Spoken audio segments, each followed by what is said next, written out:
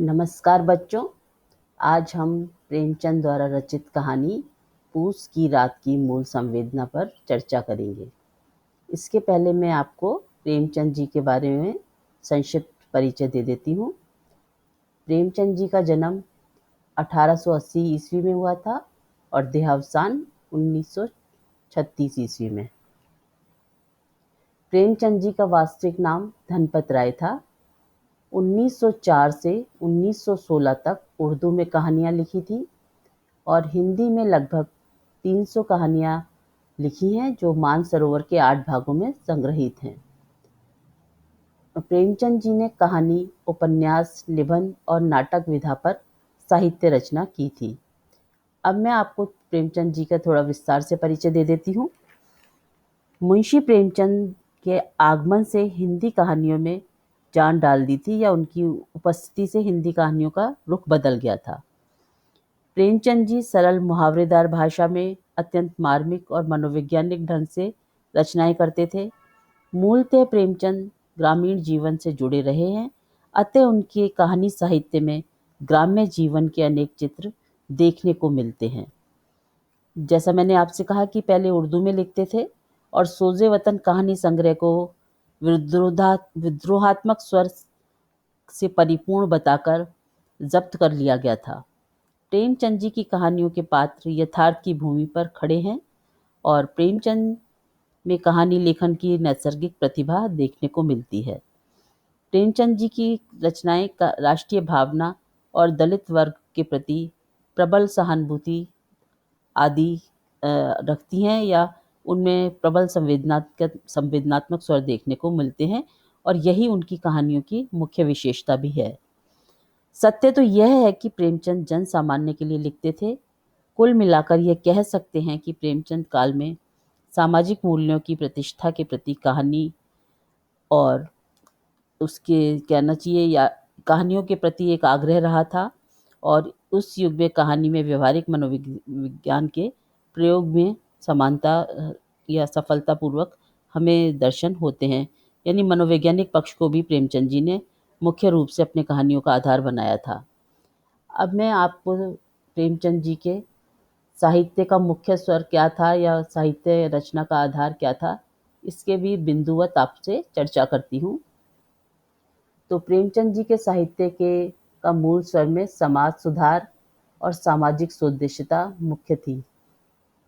कहानियों में समाज की कुरीतियाँ और राजनीतिक उथल-पुथल का वर्णन देखने को मिलता है तथा हम ये भी देखते हैं कि किसानों की दयनीय दशा और सामाजिक रूढ़ियों का विरोध उनकी कहानियों में या उनकी रचनाओं में देखने को मिलता है।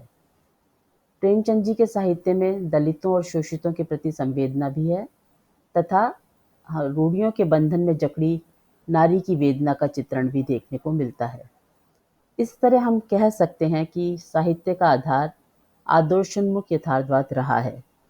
इस तरह हम प्रेमचंद जी के कथा जगत के बारे में बात करते हैं तो वह हिंदी कथा जगत के सम्राट माने जाते हैं और साहित्य के क्षेत्र में उन्होंने 1916 से 1917 तक युगांतकारी परिवर्तन किया। प्रेमचंद जी ने कलात्मक कहानियाँ लिखकर हिंदी कहानी को स्थापित किया। प्रेमचंद जी ने कहानियों में सामाजिक परिवेश और चरित्र चित्रण को महत्वपूर्ण स्थान दिया। प्रेमचंद जी का कहानियों की भाषा सरल एवं स्वाभाविक रही है और शैली में सूक्ष्मता, व्यंग्यात्मकता, संक्षिप्तता और वाक्पटुता देखने को मिलती है। तो इस तरह से हम यहाँ पर प्रेमचंद जी के साहित्य के मूल स्वर के बारे में चर्चा की। अब मैं आपको प्रेमचंद जी की जो कहानी है पूस की रात, उसकी मूल संवेदना के बारे में बताती हूँ। तो प्रेमचंद जी की कहानी की जो मूल संवेदना है उसके बारे में मैं आपको बताती हूँ कि किस तरह से ये कहानी है वो पूरे साहित्य जगत को प्रभावित करती है। प्रेमचंद जी ने पूस की रात कहानी करीब 100 साल पहले अर्थात 1921 के आसपास लिखी थी। उस दौर में कृषि और किसानों की स्थिति को जानने समझने के लिए ये कहानी महत्वपूर्ण स्थान रखती है। पूस की रात कहानी की मूल समस्या उस जो है वह ऋण की से जुड़ी हुई है। जो किसान राष्ट्र के पूरे सामाजिक जीवन का आधार है, उसके पास इतनी ताकत और क्षमता भी नहीं है कि पूस की रात की कड़कती सर्दी से बचने के लिए एक कंबल खरीद सके। दूसरी ओर समाज का एक ऐसा वर्ग है जिसके पास संसाधनों की इतनी अधिकता है कि उन्हें वह खर्च जो भी है वह उनका खर्च करने पर भी पैसा खर्च नहीं हो पाता, अर्थात इतना समृद्ध वर्ग है। समाज में आर्थिक विषमता की जो दरार है वह दिन प्रतिदिन बढ़ती जा रही है। अर्थव्यवस्था की इतनी फूहड़ता एवं विकृति पर यह मार्मिक कहानी व्यंग करती है। हल्कू ने इस कहानी में हम देखते हैं, अगर प्रारंभ में देखें कि हल्कू खेत पर गया हुआ है और वहाँ वह किस तरह से अपने आप को पूस की रात की शीतलता से या कड़कती ठंड से बचाने के लिए प्रयासरत है। उसी क्रम में लेखक ने अर्थात प्रेमचंद जी ने लिखा है कि हल्कू ने घुटनों को गर्दन में चिपकाते हुए कहा, क्यों जबरा, जाड़ा लगता है? जबरा उसका पालतू कुत्ता है। हल्कू सोचता है कि तकदीर की खूबी है, मजूरी तय करें, मजूरी हम करें और मजा दूसरे लोग लें।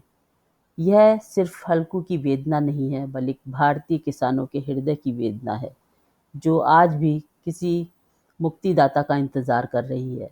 पूस की रात कृषक जीवन की, कहना चाहिए, एक तरह से करुण कहानी है या करुण कथा है।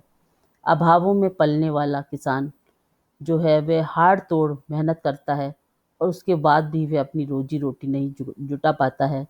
वह शोषित जीवन यापन करने के लिए विवश है या मजबूर है।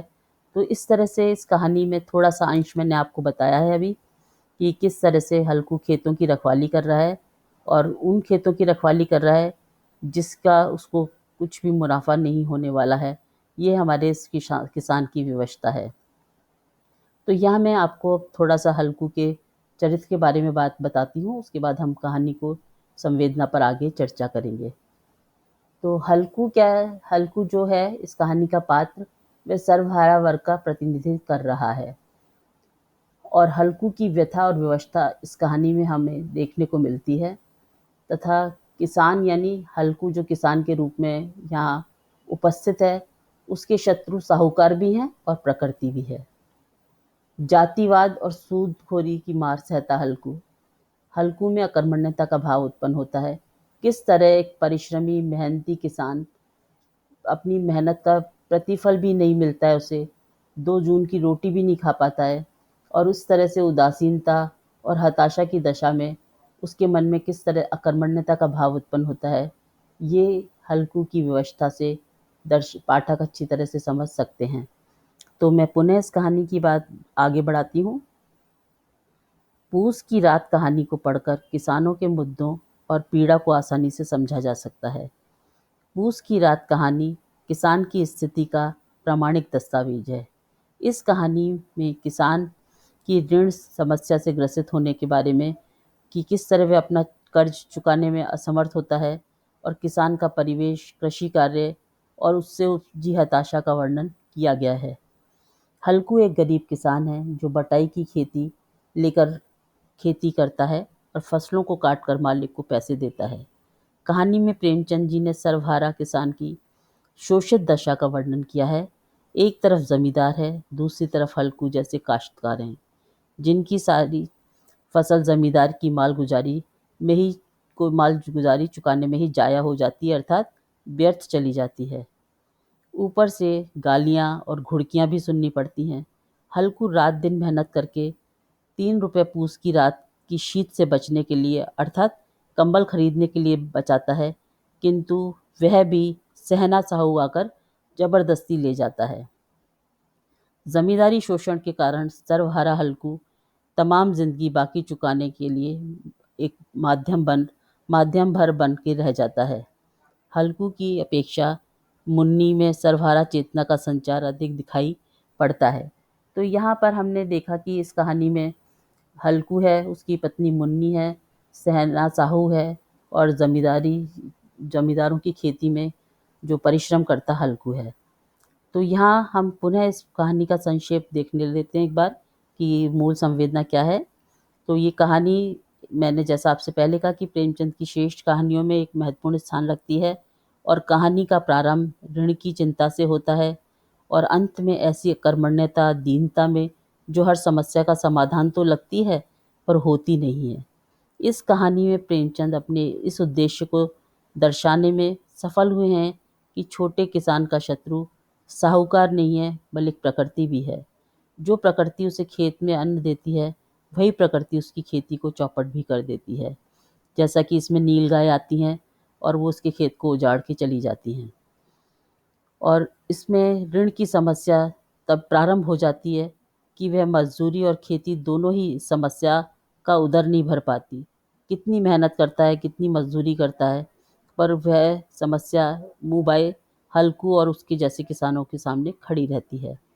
वस्तुतः एक छोटे से हिस्से को छोड़कर संपूर्ण कहानी हल्कू का एक आलाप जैसी है, जिसमें मुन्नी और जबरा यानी उसका पालतू कुत्ता होते हुए भी उपस्थिति में के कोई सार्थक संकेत नहीं दे पाते हैं।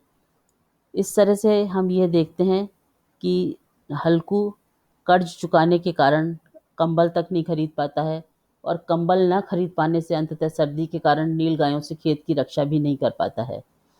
कहानी में ठंडी रात के वातावरण की बुनावट शिल्प की सपाटता के बावजूद उसे कलात्मक आयाम देती है। अंत होते होते कहानी ठंड के में खेत पर सोने से बचने के कारण हल्कू की प्रसन्नता और मजदूरी करके मालगुजारी चुकाने की मुन्नी की चिंता पाठक को कहानी पर देर तक सोचने के लिए विवश कर देती है। अर्थात जो वह खेत की रक्षा के लिए पूस की रात में पहरा देता है, और जब वो अचानक उसको नींद आ जाती है, झपकी आ जाती है आग की गर्मी से, और वह सो जाता है, उसी क्षण नीलगाय उसके खेत को चौपट कर देती हैं। जब सुबह उसको उसकी पत्नी जगाती है, कहती है तुम कब तक सोए रहोगे, देखो नीलगायों ने सारा खेत चौपट कर दिया है। और अचानक ही हल्कू को आनंद आता है, खुशी होती है कि चलो जब खेत ही नहीं रहा तो उसकी रक्षा करने के लिए मुझे शीत की रात में यहाँ पर बैठकर पहरा नहीं देना पड़ेगा। यह स्थिति हमें सोचने को मजबूर कर देती है कि जो मजदूरी करके अपना पेट पालता है, वह इस समय अपनी मेहनत का प्रतिफल नहीं पाने के कारण उदासीन हो जाता है और हताशा का भाव उसमें घर कर जाता है।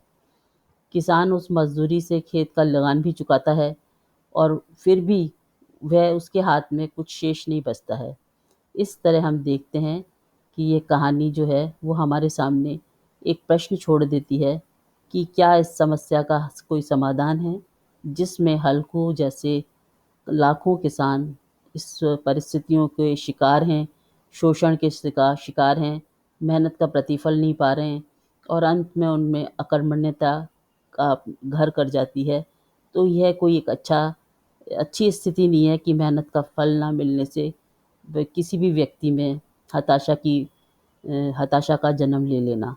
इस तरह हमने देखा कि पूस की रात कहानी में जो हमें एक मार्मिक क्या या कि ये कहना चाहिए हमारे मर्म स्थल पर स्पर्श करती है, और हमें सोचने को विवश करती है कि क्या ये किसानों के साथ न्याय है, क्या इस स्थिति में कुछ सुधार संभव है।